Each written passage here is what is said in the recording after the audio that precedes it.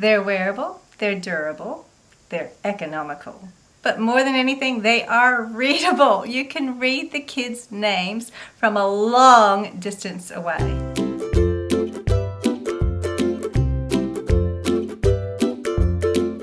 Welcome to Wright Ideas with Susan, where I put up simple teaching ideas. And if that sounds good to you, be sure to subscribe, tap the bell, and you'll be notified whenever I put up another clip. Today's name tag idea is great. I'm going to first show you how to make them, then I'm going to show you how to distribute them and collect them quickly, and then I've solved the problem of those awful little tiny labels that we get at churches, and it falls off the kids, you can't read their name. With this name tag, I've actually solved that problem. Finally, at the end of the clip, probably your best tip I'm going to give you about name tags is how to use them as a positive behavior management tool. So let me show you. These dinner place cards are perfect for this. Then I found some thick yarn in several colors.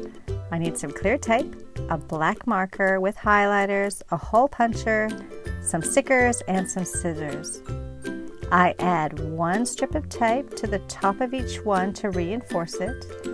Then I punch 2 holes in each one. I write the kids' names really big in black marker so I can see them, and on both sides if necessary. I like to go over them with a colored highlighter, which becomes their group color for the year. It makes it easy to do group work or distinguish one grade level from another. The yarn I like to cut into 60 to 65 centimeters lengths. Then I put them into the cards, tie them up. Now you want the length to just fit over their head, because if they're too long, you won't be able to see the name tags, and the kids will just kind of play around with them. I also like to start the kids off with their first sticker too. Now this is how I organize distributing and collecting the name tags. These baskets work great. I put a colored ribbon for each group, and I put the baskets right at the door. Kids come in and they find their own name tag and they put them straight on and then go and have a seat on the carpet.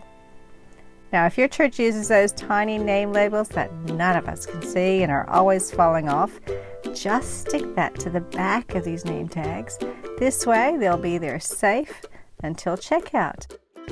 When Sunday school is done, they just go back into the various baskets. You'll need to remind the kids for the first few weeks, but these name tags lasted a full year for me. Plus, my own name tag is still in really good shape. Now for the best tip of all. A really good teacher friend of mine gave me the idea of how to use name tags to reward good work and good behavior. And it works whether you've got desk name tags like I showed you years ago. It's a simple idea. So here you come in the door, they pop out when they see you, and then you are ready to start your lesson. Or whether you're using a name necklace like this. As you notice kids finishing their work, doing a lovely job, they've really listened well, or they're just participating, or they're helping someone else, I'll put a stamp. And I actually make sure everybody gets a stamp. Some people might get a bonus stamp for answering really tricky questions when they've listened really well. Or you can give them a little sticker on their name tag. And what I normally do is I keep stamps and stickers in a little purse that I hang around my neck, and then I can just go and quickly reward them with that. After they get 5 stamps or stickers over a course of a number of weeks, then they get something really special.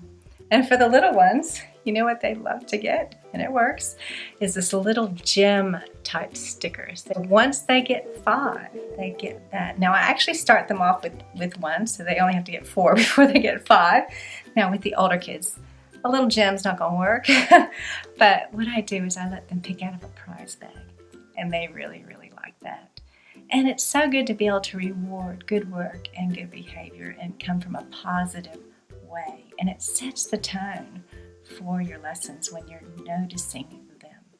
Now this works really good if it's you with a small group of kids, but it doesn't work if you cannot be consistent and you have a large large group of kids.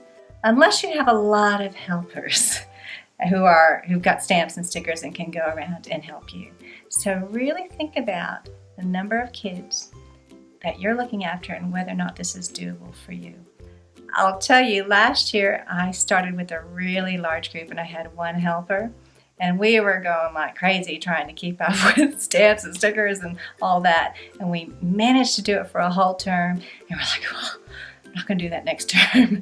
And by that time, the kids, name tags looked great. Look at that. I mean, they had lots of stickers. And so when they asked about it for the next term, I said, no, your name tags look beautiful now.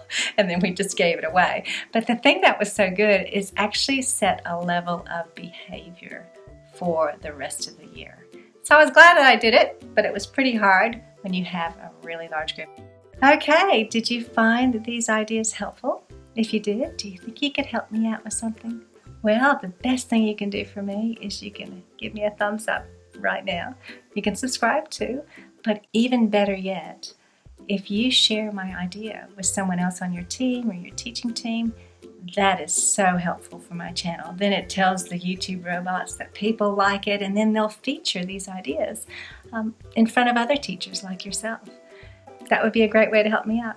Anyway, thanks so much for watching, and I just pray you have a great year because you're going to be able to call the children by their names.